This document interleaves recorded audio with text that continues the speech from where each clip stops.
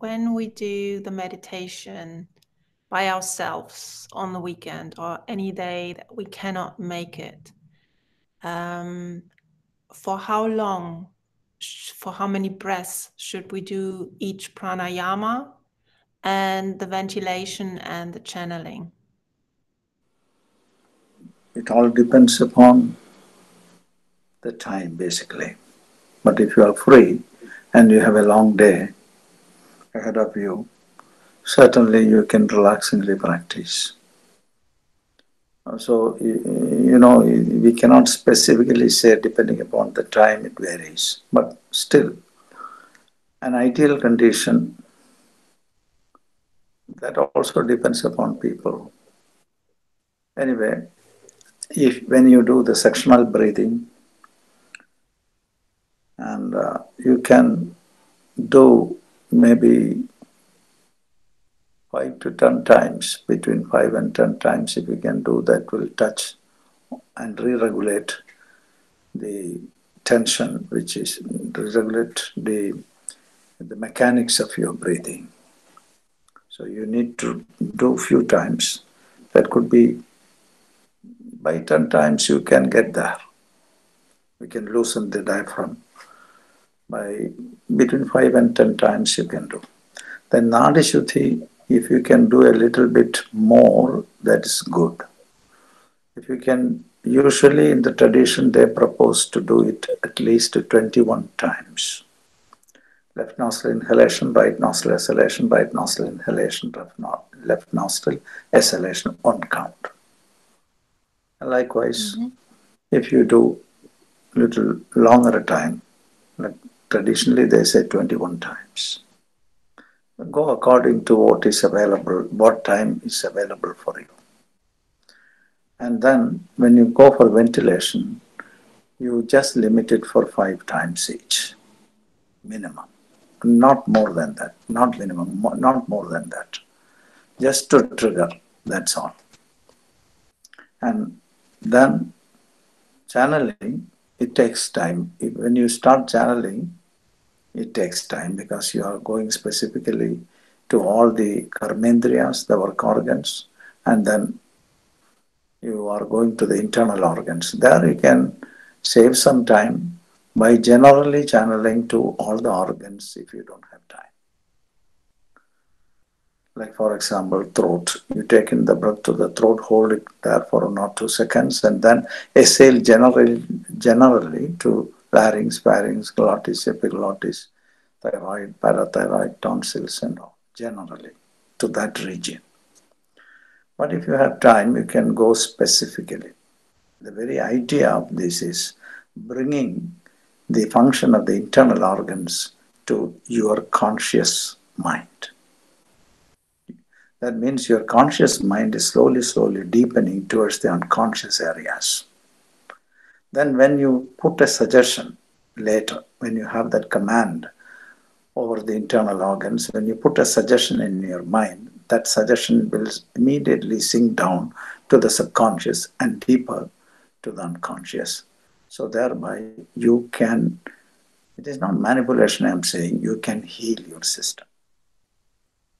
So for that you need to get a command over your internal organs. It is all involuntary activities going on. You have actually no control. But there is a possibility for us to get there. And that is why we are doing this practice. There is a specific purpose. Purpose is deepening your awareness from the conscious level to the unconscious area. And then the next level is the superconscious. When your internal organs are really resting, they become very alert, but they are not doing anything. Then you have sufficient energy for deepening your awareness, or focusing your awareness. The energy comes from that. By all the potentialities of your body is not being wasted for unnecessary things. Thereby, you can channel all your energy to focus to your awareness to understand what is there deeper in you. And that is the purpose of it. So, as you have time, if you don't have time, then a general channeling is fine. That too 4 or 5 times. If you have time, you take time and go on doing it, specifically to each and every organ. It may take a long time. Now I am limiting, I am not taking to each and every organ, spending longer time there, because we don't have time, we have very little time. Likewise, if you don't have time, you can generally do it to all the organs at a stretch by one single breath. Likewise, 5 breaths you do. That will be more than enough. And then you feel energized. Your body becomes very warm because all the internal organs are charged. They do their minimum functions. And then you can channelize your focus. For focusing, you go for the pratyahara practices. And you are preparing to channelize, preparing to focus. So you fix the attention, withdraw the attention, fix the attention, withdraw the attention. Thereby, you can also forget things very quickly and easily. And also, if you want to focus, you can focus also. So likewise, you withdraw. That is a long process actually, but it is a good practice that can be applied in the normal life. When you don't want to see something, you can just withdraw your attention from that. So, depending upon the availability of time, you can do that practice. And then, when you come to the meditation part, actually, you have to spend a long time there. As we are doing the practice here, and almost 1 hour and 10 minutes it takes for us to reach there, and then the meditation. And when you prepare like that, you can very deeply go into meditation quickly. So even if you are there in the meditative state and further into integration, certainly even if you are there for 3 seconds or 3 minutes, that will give the full quality rest to your system. And so, but it is important for you to stay longer time in meditation, which we are not doing here because we don't have time. So together, almost 2 hours if you can spend on it.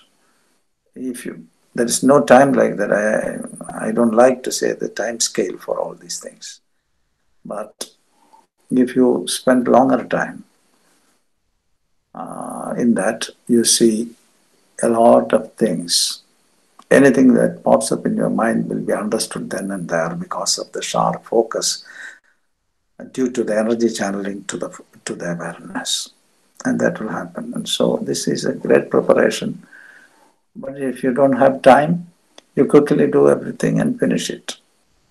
So that's why I cannot say this.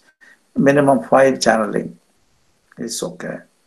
And 5 ventilation is okay. Nadishuddhi, you do a little bit more. Spend more time in meditation. Withdrawal of senses, in 2 minutes you finish all the withdrawal of senses. And when you get efficiency and skill in withdrawal of senses, it can happen in no time. So in 1 minute, 2 minutes, you just withdraw. Then spend longer time in meditation, depending upon the availability of time.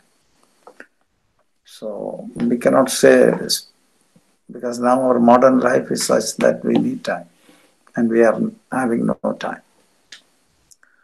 So conserve the time, get up a little early in the morning so that you will get sufficient time for doing your practice for at least 2 hours in the morning.